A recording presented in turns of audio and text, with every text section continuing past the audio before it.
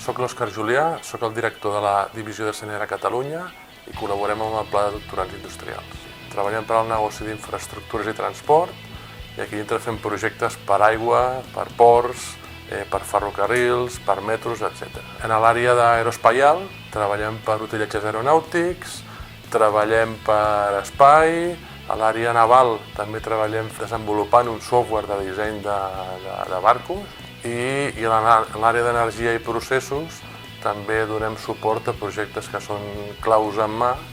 Fem tota la part marítima, la part portuària, la part relacionada amb aigua.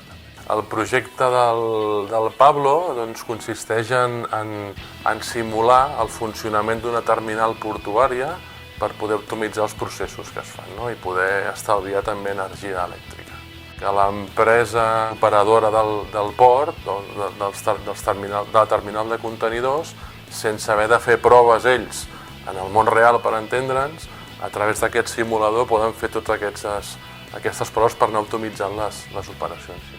En el cas del Pla de Doctorants Industrials és especialment atractiu perquè el que fa és ajuntar la part més d'investigació, que de vegades és molt acadèmica i molt bàsica i molt allunyada del que seria l'empresa, amb l'empresa.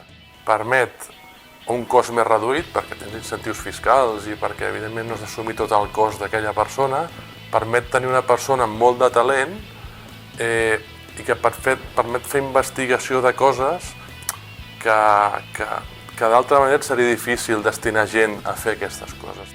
El que ens va cridar l'atenció del Pablo és que és una persona que tenia aquesta vocació investigadora, però a la vegada és una persona que en el món de l'empresa també ens semblava, i ha sigut així, que podria encaixar molt bé. Perquè té una visió molt científica, però a la vegada una visió molt pràctica i molt real de les coses. Crec que sí que repetirem l'experiència, estem fent llista de projectes o de temes interessants que ens agradaria investigar i el següent pas suposo que serà començar a buscar el talent, les persones adequades per poder-les dur a terme.